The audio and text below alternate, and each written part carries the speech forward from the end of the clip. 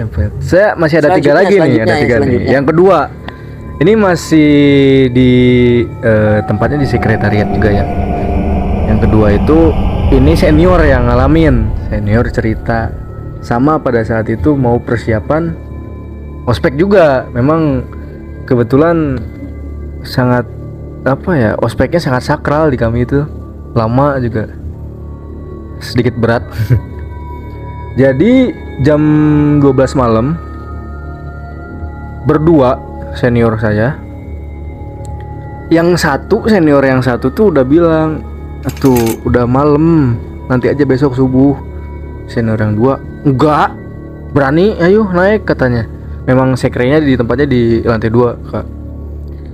Enggak berani, atuh udah ini udah malam, berani cina. Ya udah kata itu senior yang satu, tunggu di depan apa gedung sekretariat. Nah senior 2 itu naik nyalain stop kontak lampu, udah nyala tuh kak. Nah beberapa menit kemudian pada saat dia jongkok ngambil barang, tiba-tiba mati sendiri ya. Stop kontak lampunya ada yang cetrek kayak gitu. Bukan karena tokennya habis. Bukan karena tokennya habis. Tokennya kebetulan baru diisi gitu. Tiba-tiba habis token ya lagi. Tiba-tiba cetrek mati. Itu bukan yang barangkali konslet atau apa ya, tapi stop kontaknya tuh ada yang neken.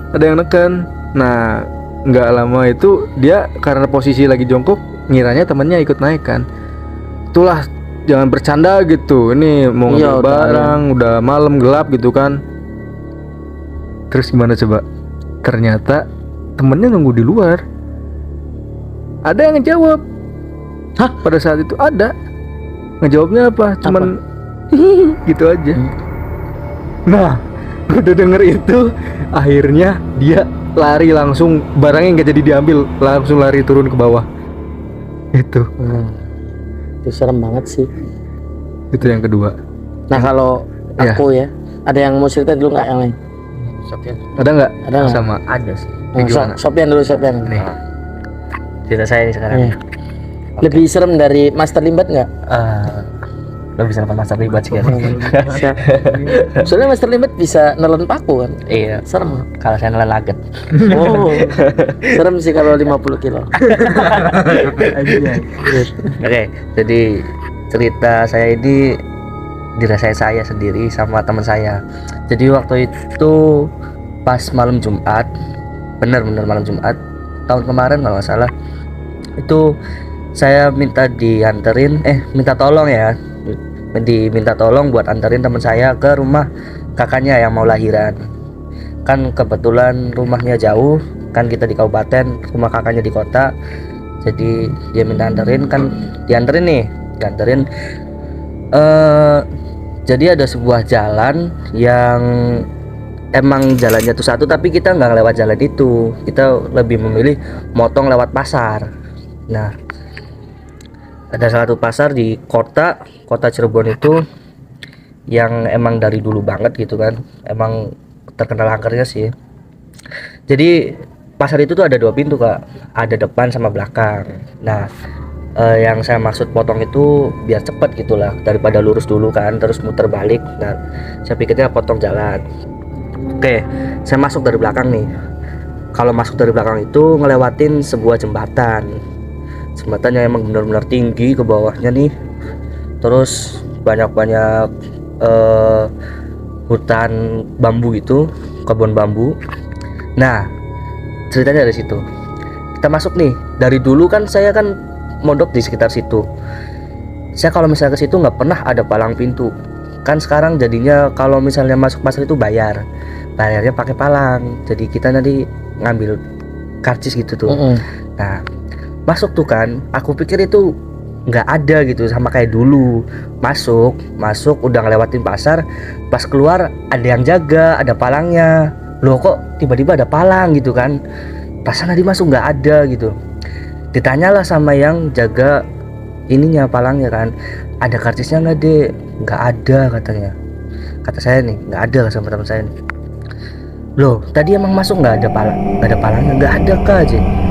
nggak ada, emang bener-bener dari kita berdua nih nggak ada. Kalau misal pun ada pasti motor kita kehalang gitu kan karena Iya, palang. Nah akhirnya si salah satu tukang parkir di situnya biar jadi penengah nih, minta diantarin ke sana gitu kan kitanya. Ayo coba lihat emang kalau memang bener nggak ada palang, diantarlah kita ke sana lagi ke jembatan itu. Palangnya emang bener di jembatan.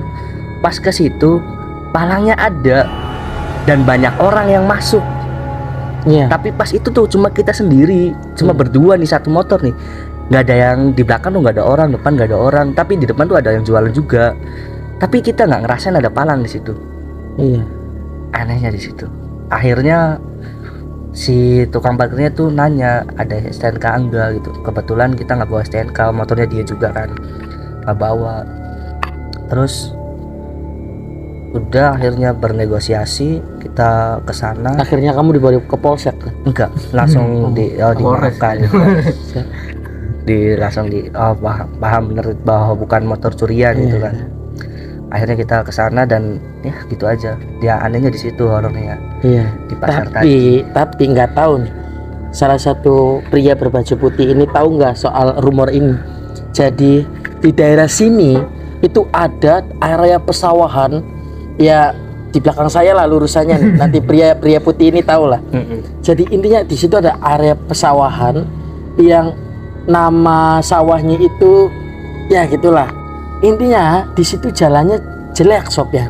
Iya. Jelek kan? Iya betul. Tahu kan? Jelek banget. Jelek dan hanya ada jembatan yang bisa masuk hanya 2 motor lah. Iya.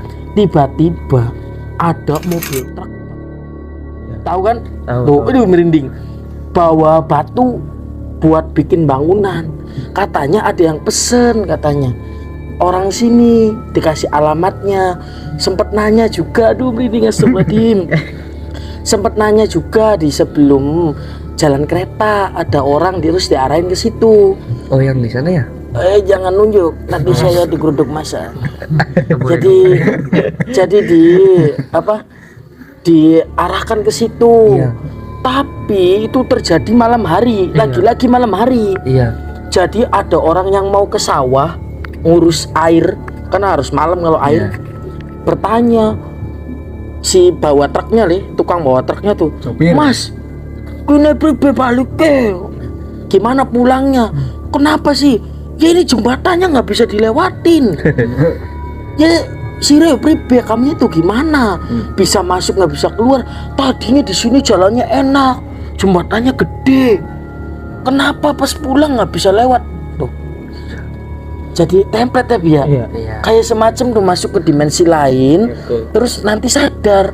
Kayak mata kita ditutupin gitu. Di Iya. beda tempat lagi gitu. Jadi hal-hal seperti itu bisa terjadi. Iya. Sama kasusnya kayak Bisma kuliah di salah satu universitas dan bolak-balik Alkisah pokoknya ada pertigaan yang kalau ke sini arah Cirebon, kalau ke sini tuh arah Jakarta kalau nggak salah. Soalnya mobil bis harus diarahkan ke situ. Ada tulisannya arah Jakarta, mobil bis arah ke situ gitu ya. Nah, biasanya Bisma kan harusnya pulang tuh arah Cirebon. Iya. Bisma tuh tahu ada tugu terus pertigaan tuh dan harus ke kanan kan. Tiba-tiba Bisma tuh blank Sopian, nggak sadar. Iya. Real nggak sadar, naik motor tiba-tiba ya, kalau Bisma inget tuh ngeri pokoknya. 10 menit yang kemudian Bisma tuh sadar, teng, itu ada di jalan tuh.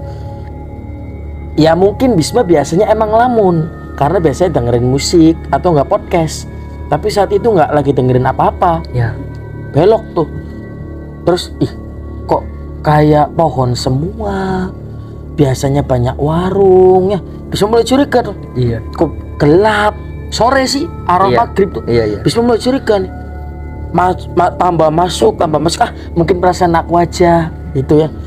Tambah masuk tambah sempit jalannya. Sampai tiba gang. Masa jalan besar gang. Bisma tuh takut kan. Tapi masih ada masyarakat yang nganuin padi lah intinya. Jadi Bisma tuh berpikir positif. Terus tanya, Bu, ini arah Cirebon kan? Kata Bisma tuh, wah nggak ngerti dek, pakai bahasa Sunda. Iya. dan itu juga artinya Bisma ngarang sih. Nggak tahu tapi kayaknya kayak nggak tahu gitu. Iya, iya. Intinya. Nah, terusan Bisma tuh oke lah kayaknya harus balik lagi gitu. Tapi pas balik tuh masih kayak gitu, masih kayaknya ini kok pesawahan ya, walaupun belok kiri kan arah Jakarta, harusnya jalan besar. Tiba-tiba naik motor, ada jalan dua nih, pakai feeling kiri lah, set kiri, teng sampai di tugu itu. Tapi sampai di tugu itu juga kayak cepet tuh, kayak tiba-tiba tugu itu aja. Iya. Oh sadar, ternyata saya salah belok. Oh. Itu ya biar nggak seremnya tuh. Iya. Sampai saya tuh pulang ke rumah cerita ke ayah bla bla bla bla gitu. Intinya nggak boleh lah. Makanya sekarang ayah saya sama ibu saya lebih care. Kalau pengen pulang tuh kabarin bis. Kalau HP nggak terisi buat dengerin YouTube, lagu atau podcast, jangan pulang. Nggak boleh ngeblank maksudnya. Iya. Semenjak kejadian itu. Nah. Jadi maksudnya kayak, makanya Bisma kalau ketemu sama orang tuh kayaknya pernah deh ke teman-teman SMA juga. Kalian pernah nggak sih mikir kalau bisa aja kalian ketika pulang ke rumah terus masuk ke portal dunia lain gitu? Iya. Lihat orang kepalanya panjang-panjang gitu. Iya. Atau perutnya buncit-buncit ya, mungkin Afrika tapi kan nggak lagi mikir ke situ kan. Maksudnya kan nggak lagi arahnya ke situ Nggak gitu. ngerasa sih. Iya kan. Jadi maksudnya kayak hal-hal seperti itu tuh. Sebenarnya ini keresahan aku juga teman-teman. Kenapa kalau setan itu dipanggil nggak nengok? Terus kenapa kalau orang kesurupan tuh biasanya satu orang ngerepotin?